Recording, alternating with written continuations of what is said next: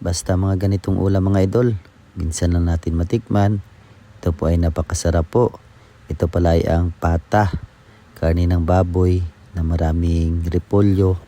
Napakasarap po sa hapunan ngayong gabi. Hello po mga idol, dito pala ako bumili sa meat store sa Dinery. Dito pala kay Brad, God bless Brad. Bumili pala ako ng pata mga idol. Bali ang kilo pala mga idol ay 210. Shout out brother. At pagka umagahan mga idol, sabi ko kay Mrs. pakukuluan mo.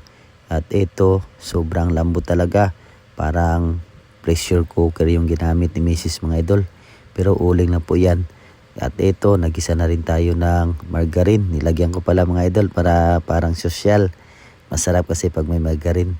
At yan lang po ang lahat ng marikado natin. Tulad ng luya, sibuyas, at saka bawang, at saka tanglad po. Isang piraso mga idol. Sinubukan ko pala mga idol kung ano po yung lasa ng margarine.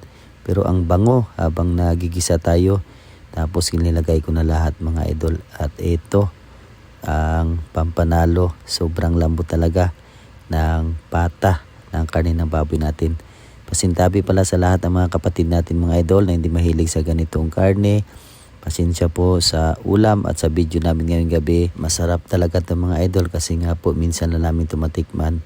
At ito nilagyan ko ng pampalasa tulad ng bitchin at saka kaunting sabaw. Dahil malambot naman po yan yung karne natin mga idol. Ilang minuto na lang po hintayin natin. At syempre ito na po yung kalahating repolyo natin mga idol. Ginayad ko na lang yan. Isa din po ito pala sa paborito ng anak ko na si Ate Kikay, ang repolyo. At si Ate Gwen at si Mikmik po mga idol. Pagkatapos ng ilang minuto, nilagay ko na rin pala yung repolyo natin. Napakabango talaga mga idol. Ito pala ay luto ng tatay. Napakasarap. Napa-thumbs up na lang tayo mga idol. At ayan, pagkatapos ng ilang minuto, hinango ko na mga idol. Tingnan po ninyo ay napakasarap po.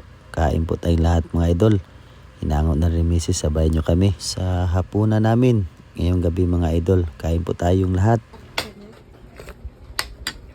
Lord, salamat sa pagkaon na mong gihatag ug salamat pud katong sa silent followers ni Papa sa Jordan og God bless sa mga OFW. Amen. Amen. Yan, kain po tayong lahat mga idol. Thank you Lord at thank you rin sa lahat ng mga blessing na nagbahagi po sa amin at sa aking buong pamilya mga idol.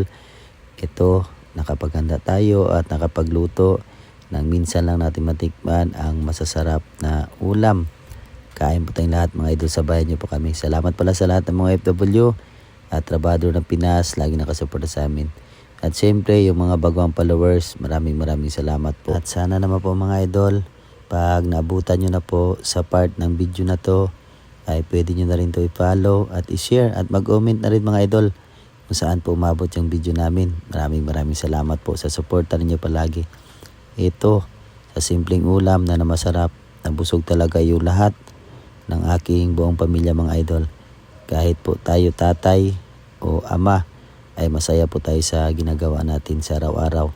Siyempre, alagaan natin yung ating buong pamilya mga idol. Salamat po sa inyong lahat sa suporta. Ingat po at God bless mga idol.